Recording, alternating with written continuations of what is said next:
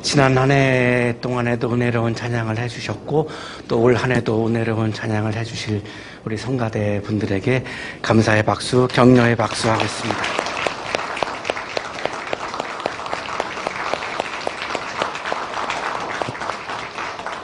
옆에 계시는 분과 사랑의 인사 나누시겠습니다.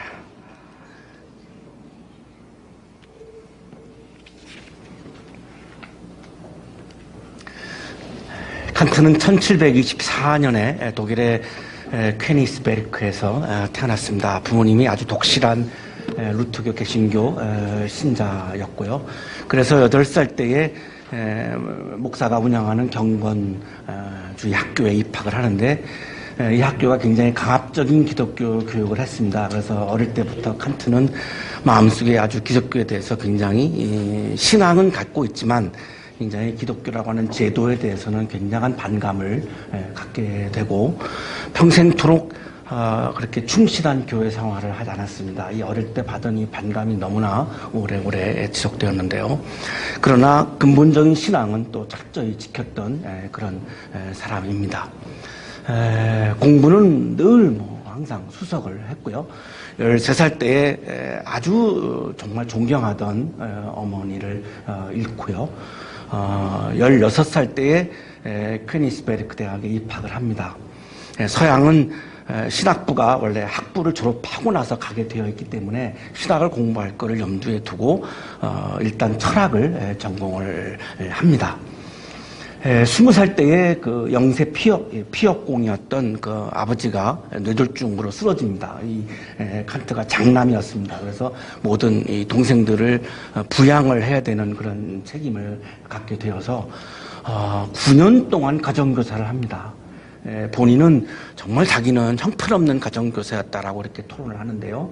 그러나 생활을 위해서 그렇게 9년 동안 가정교사를 하고 경제적으로 굉장히 어려웠기 때문에 친구들의 도움을 받아서 정말로 간신히 경제적인 것 때문에 간신히 학위를 하고 대학에서 강사 생활을 시작을 하는데요.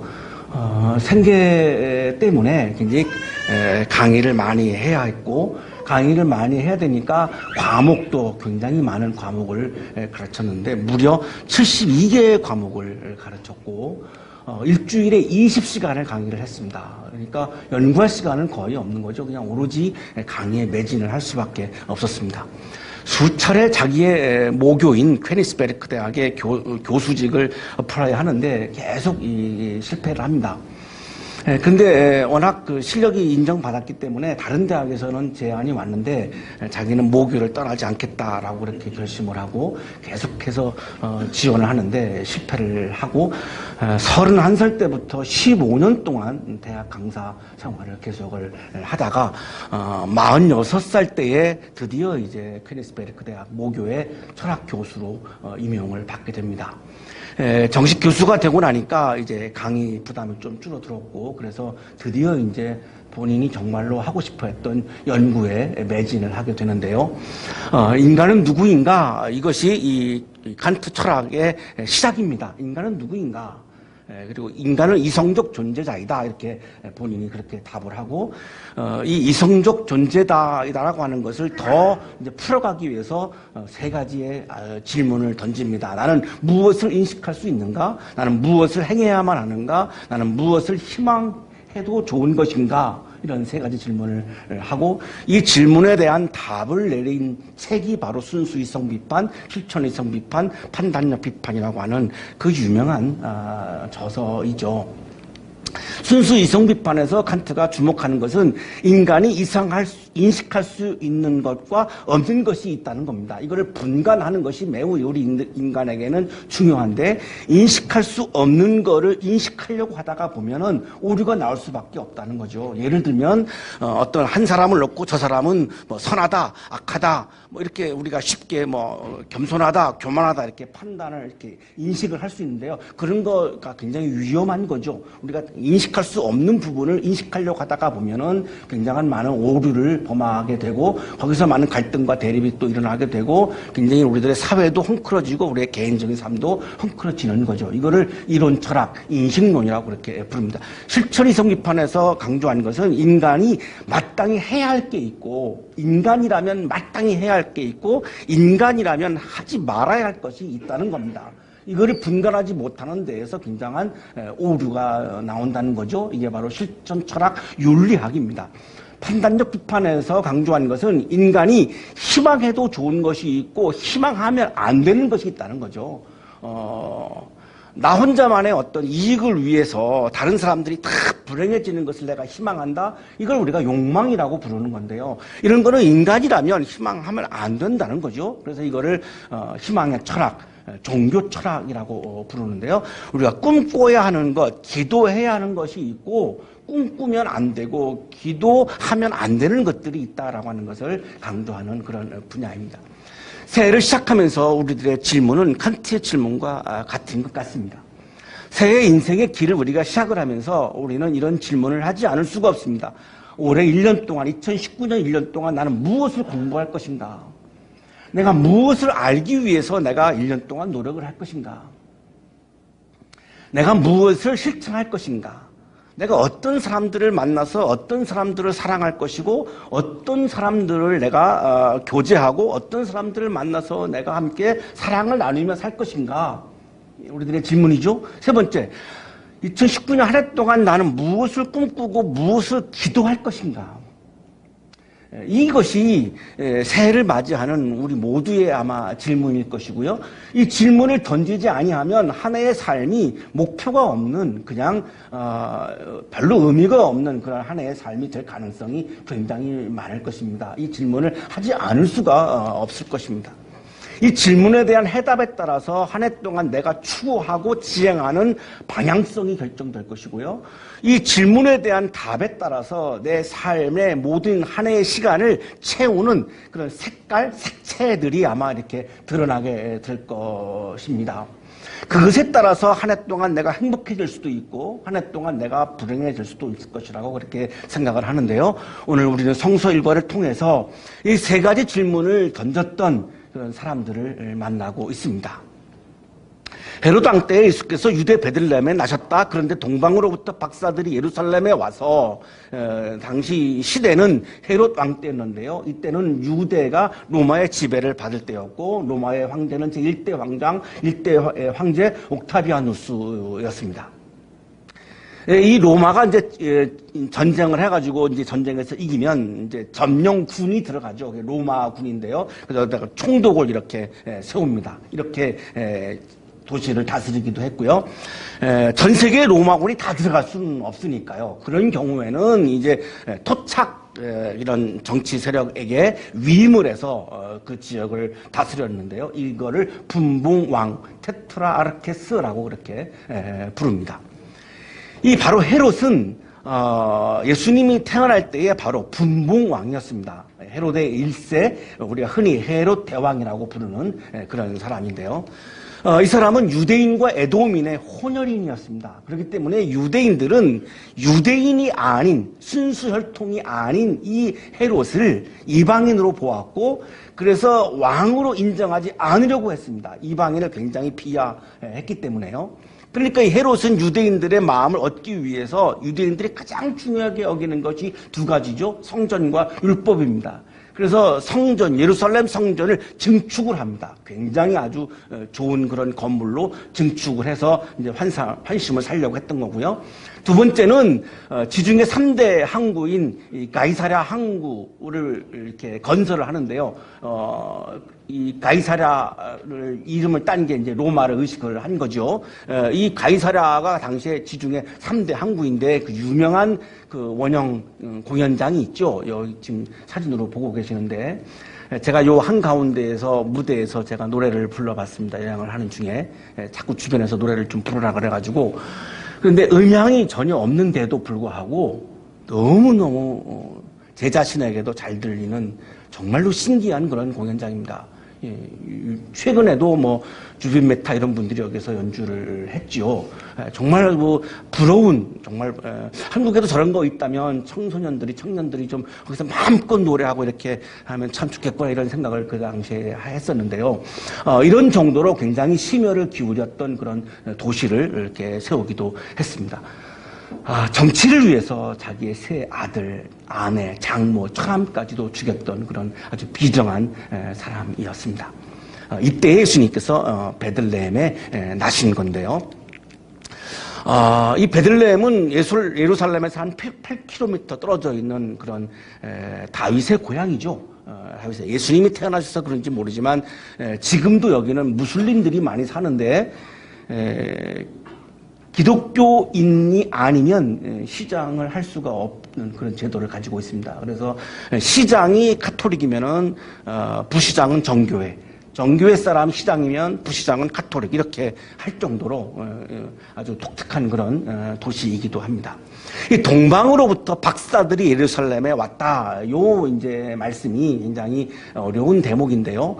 마고이 아포 아나톨론 헬라어 성경에는 그렇게 되어 있습니다. 이 마고이는 이 박사를 말하는 거고요. 아나톨론은 이제 동방, 이스트를 말하는 건데 이 동방이 어디냐? 그리고 이 박사가 도대체 어떤 사람들을 말하느냐가 굉장히 논란이 많은 부분입니다. 조경철 교수의 주석입니다. 이들이 유대인의 왕에 관한 상당한 지식을 가진 것으로 볼 때 아마도 바벨론에서 온 것 같다. 많은 성서학자들이 동의하는 것은 바벨론으로 그렇게 추측을 하고 있습니다. 이 박사에 대한 주석입니다. 긍정적으로 초자연적인 지식을 가지고 있는 제사장, 현인, 지혜자 등을 의미하며 부정적으로는 점쟁이, 마술사 혹은 사기꾼을 의미할 수도 있다. 킹 제임스 버전에서는 wise men 이렇게 표현을 하고 있는 것으로 보아서 대체적으로 대세는 그런 지혜자, 현인, 제사장 이런 사람들로 그렇게 보여집니다.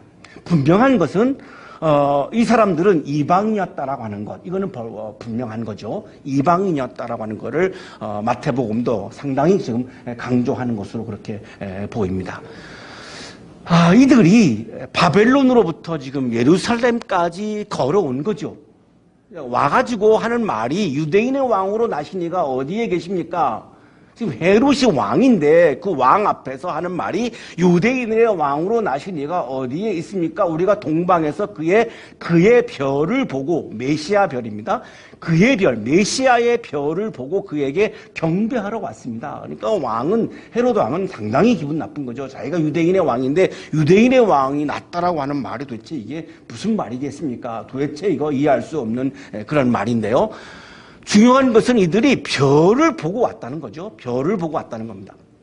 바벨론에서 예루살렘까지가 직선 거리로 805km인데 이 도로를 따라서 걷는 길은 한 1500km로 그렇게 예측을 합니다.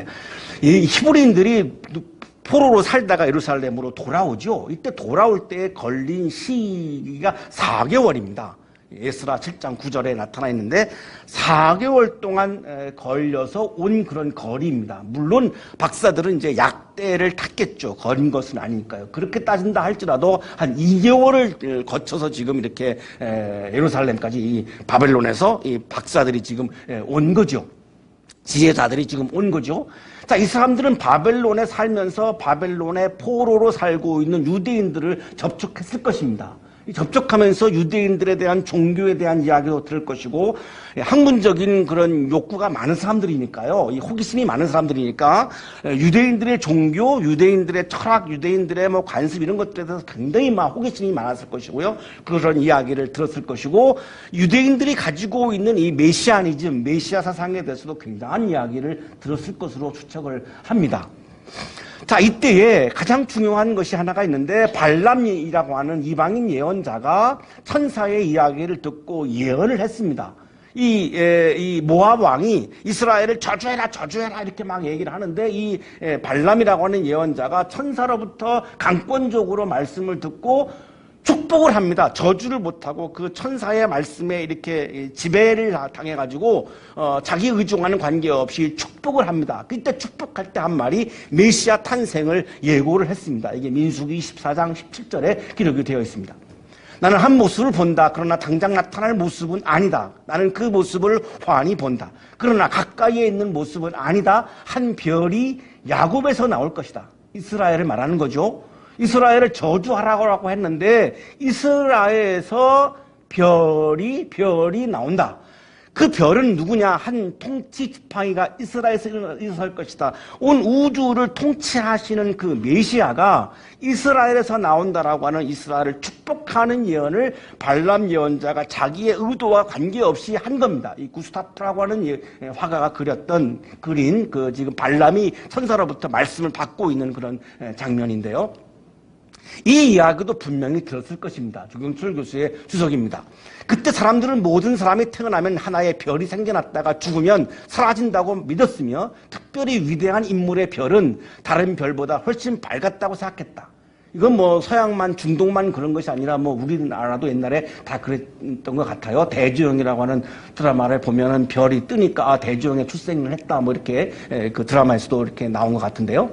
이방인 박사들은 바로 이 메시아 별을 보고 민수기에 나와 있는 이 메시아의 별을 보고 이 별을 따라서 걸은 겁니다.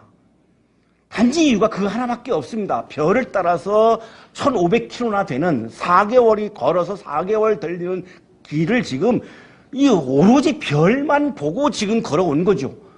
왜 그랬을까요? 이 사람들에게는 질문이 있는 겁니다. 인간은 누구인가? 인간은 무엇을 공부해야 하는가? 무엇을 실천해야 하는가? 무엇을 꿈꾸어야 하는가? 이 질문을 계속 던지면서 학문을 하고 공부를 하고 있는 사람들인데, 지혜를 연구하고 있는 사람들인데 답이 없죠. 자, 그런데 메시아가 태어난다? 이 메시아에게 이 답이 있을 거라고 확신을 한 겁니다. 어떤 인간도 어떤 철인도 어떤 지혜자도 이 질문에 대한 명쾌한 답을 줄 수는 없는데 메시아는 분명한 답을 줄 것이다라고 하는 확신이 있었던 거죠. 이 답을 얻기 위해서 그 메시아 별을 보고 별을 따라서 별이 인도하는 대로 지금 4개월이 걸리는 길을 지금 걸어온 겁니다. 별을 따라서 걸어가니까 낮에는 갈 수가 없습니다. 낮에는 별이 안 보이기 때문에 밤중에만 걸어가는 거니까요. 아마 더 4개월보다 더 걸렸을 수도 물론 있습니다만 별을 따라서 말씀을 따라서 진리를 따라서 걸어간 거죠. 이 사람들의 삶의 방향과 추구하는 지점은 말씀, 진리, 메시아였던 겁니다. 나의 욕망, 내 어떤 개인적인 욕망이 아니라 어떤 메시아의 나라, 메시아의 말씀, 그리고 메시아의 진리, 이것이 나에게 진정한 나의 지혜이고 이것이 정말로 나를 인간이 무엇인가라고 하는 것을 해답을 주고 나를 진짜 행복하게 하고 기쁘게 하는 것이다라고 하는 확신을 가지고 오로지 그 별만, 메시아 별만 보고 지금 걷고 또 걸어서 지금 온 거죠. 물질을 얻기 위해서 뭐 어떤 권력을 얻기 위해서 이런 건 추호도 없습니다. 오로지 메시아의 별 진리만을 따라서 지금 이렇게 걷고 있는 거죠. 헤로드 왕이 이 말을 듣고 당황하죠. 내가 왕인데 왕이 태어났다는 이게 무슨 말입니까? 예루살렘 사람들도 다 당황합니다. 이 헤롯이 왕인데 무슨 왕을 얘기하는가? 당황할 수밖에 없죠. 이방인들은 마태복음이 이방인을 강조하는 이유가 있는 것 같습니다. 이방인은 메시아의 별을 보고 메시아를 환영했습니다. 메시아를 만나고 싶었습니다. 메시아를 경배하고 싶었습니다. 그래서 이렇게 먼 길을 걷고 있죠. 자, 그런데 정작 유대인들은 메시아를 반가워하지 않는 거죠. 그들은 오랫동안 메시아를 기다렸지만 사실 메시아가 나타났다라고 하니까 정작 싫은 겁니다. 그 메시아의 나라를 받아들이기가 어려운 거죠. 그러면 나의 나라가 무너지니까요. 진리를 받아들이기가 어려운 겁니다. 진리를 거스러야 내 욕망을 추구하며 살 수 있는데 진리를 받아들이면 진리를 따라야 하면은 진리가 아닌 삶을 살아가고 있는 나의 삶을 다 내놔야 하기 때문에 이거를 받아들이기 어려운 거죠. 진리를 거스러서 살고 싶은 거죠. 그래서 이방인들은 오히려 이거를 반가워하고 이렇게 경배하기 위해서 먼 길을 걸어갔지만 유대인들은 지금 당황하고 있는 겁니다. 진리 앞에서 당황하고 있는 거죠. 이게 진리야? 나는 그렇지 않다고 생각했는데 나는 그렇게 안 살아왔는데 이게 진리야? 나의 삶이 엉터리라고 하는 것이 드러나는 것 때문에 지금 당황하고 있는 거죠. 왕은 백성의 대제사장들과 율법학자들을 불러가지고 어디서 태어나는지, 이 유대인의 왕이 어디서 태어났는지를 물어봅니다. 그러니까 이 사람들이 베들레헴입니다라고 답을 합니다. 그냥 순식간에 대답을 합니다. 왜냐하면 그거는 이미 구약성경에 써여 있죠. 미가서에 쓰여 있습니다. 그러나 너 베들레헴 에브라디야, 너는 유다의 여러 족속 가운데서 작은 족속이지만 이스라엘을 다스릴 자가 네게서 네게로 나올 것이다. 율법학자들, 제사장들은 이걸 다 알고 있기 때문에 베들레헴이다라고 그냥 즉석에서 대답을 합니다. 헤롯이 박사들을 불러가지고 별이 나타난 때를 묻고 그들을 베들레헴으로 보냅니다. 가서 그 아기를 찾거든 나한테 알려주시오. 그러면 나도 가서 경배하겠소. 이제 죽이려고 하는 거죠. 박사들이 이제 왕의 말을 듣고 이방인 박사들이 이제 동방에서 본 그 별이 나타났고 그들을 인도하는 대로 가는데 별이 어디에서 멈춘 겁니다. 그게 이제 베들레헴 마국간 우회에 있는 지금 그림에서 보시면 왼쪽 위에 지금 별이 이렇게 그려져 있죠. 저 별이 지금 하는데 딱 멈춘 거죠. 그래서 거기에 이제 이 박사들도 이제 멈춘 거죠. 별을 보고 이방인 박사들은 별을 보고 무척이나 크게 기뻐하였다. 별을 기뻐했다라고 하는 말씀은 메시아를 기뻐했고 진리를 기뻐했고 하나님의 나라를 기뻐했고 하나님의 말씀을 기뻐했고 진리를 기뻐했다는 의미인 거죠. 그것이 나에게 기쁨이 되었다는 거예요. 그 집에 들어갑니다. 들어갔더니 이제 어머니 마리아와 함께 있는 아기를 보았고 엎드려서 그 아기에게 경배합니다. 진리에 순복하는, 하나님 나라에 순복하는, 메시아에게 순복하는, 예배하는, 프로스케오, 예배하는 신앙의 본질이죠. 내가 진리다라고 하는 것은 신앙이 아닙니다. 예수 그리스도가 진리입니다라고 하는 것을 내가 인정하고 고백하는 것을 우리가 신앙이라고 말하는 거죠. 인간은 누구인가? 인간은 무엇을 공부하고 무엇을 실천하고 무엇을 꿈꿔야 하는가? 내가 무엇을 향해서 걸어가야 하나? 이 내가 걸어가야 하는 길을 물었고 이 질문을 가지고 진리를 따라서 별을 따라서 하나님 나라를 따라서 메시아를 따라서 걸어갔던 이방인 박사들은 메시아를 만나는 기쁨을 경험했죠. 왜 우리가 예수 그리스도를 만나지 못할까요? 왜 예수를 만나는 기쁨이, 영적 기쁨이 우리에게 없을까요? 내가 무엇을 따라서 걸어가느냐에 따라서 이것은 경험할 수도 있고 경험하지 못할 수도 있다는 것을 우리에게 말씀하고 있는 겁니다. 나의 욕망을 따라서 한 해 동안 걸어간다면 예수 그리스도를 만나는, 메시아를 만나는 기쁨은 경험하기 어려울 것입니다. 그러나 내가 별을 따라서, 진리를 따라서, 하나님의 말씀을 따라서 하나님의 나라를 따라서 하나님의 나라를 이루기 위해서 내가 이것을 행해야 한다라고 해서 이 기준으로 내가 행할 것과 행하지 말아야 할 것을 내가 결정하고 그 어떤 것보다도 하나님의 말씀을 내가 인식해야 된다라고 하는 것을 내 마음에 채워서 늘 내가 말씀을 묵상하고 내가 하나님의 나라를 꿈꾸면서 하나님의 나라를 이루어가기 위해서 내가 작은 것이라도 내가 실천하며 한 해를 산다면 칸트가 질문했던 것처럼 이 세 가지 질문을 가지고 내가 산다면 답은 나와 있는 거죠. 내가 무엇을 인식해야 하는가? 하나님의 말씀입니다. 무엇을 내가 행동해야 하고 실천해야 되는가? 이것도 역시 예수님이 보여줬던 사랑의 실천입니다. 무엇을 꿈꾸고 기도해야 되는가? 예수님이 그렇게 했던 것처럼 하나님의 나라입니다. 나의 나라가 아닙니다. 하나님의 나라를 위해서 내가 기도해야 하고 꿈꿔야 하는 거죠. 이렇게 내가 한 해를 살아간다면 한 해 내내 내가 매일매일 같이 내가 예수 그리스도를 만나는 기쁨이 있을 것입니다. 그러나 욕망을 따라서 살아간다면 이 기쁨은 내가 경험하기가 어려운 거죠. 칸트는 60세에 비로소 낡은 집 하나를 샀습니다. 굉장히 평생을 가난하게 살았고요. 집 안에는 책상 외에는 다른 가구도 없었습니다. 공부하는 분이니까 책상과 책장은 필요했던 것 같아요. 매일 아침 정각 5시에 일어났고 밤 10시에 잠자리에 들었습니다. 평생 독신으로 살았고 오로지 그냥 하나 붙잡은 것은 진리였습니다. 인간은 누구인가? 내가 무엇을 인식해야 되는가? 무엇을 실천해야 되는가? 내가 무엇을 기도해야 하는가? 오로지 이것에 대한 답을 얻기 위해서 한평생을 살았던 거죠.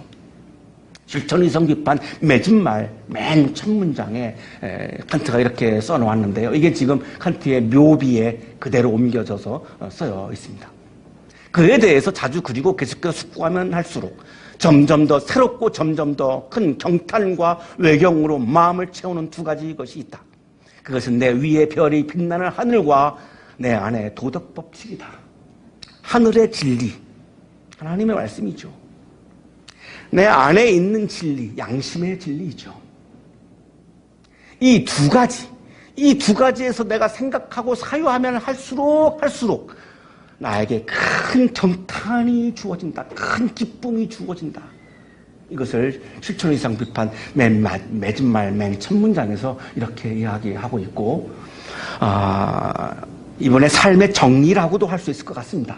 그래서 칸트는 하나님의 진리, 하늘의 진리, 하나님의 말씀,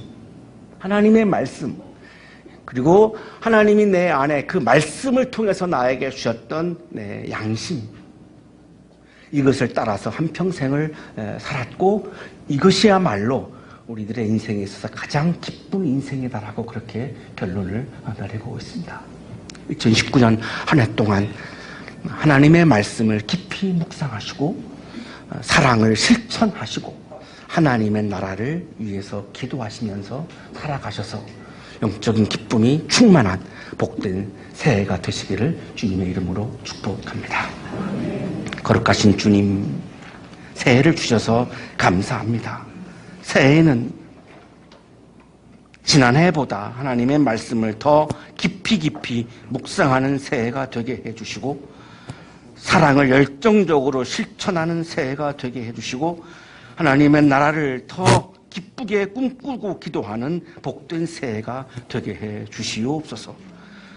진리를 향하여 따라갈 때에 예수 그리스도를 만나는 영적 기쁨이 가득한 복된 새해가 되게 하여 주옵소서. 예수 그리스도의 이름으로 기도하옵나이다.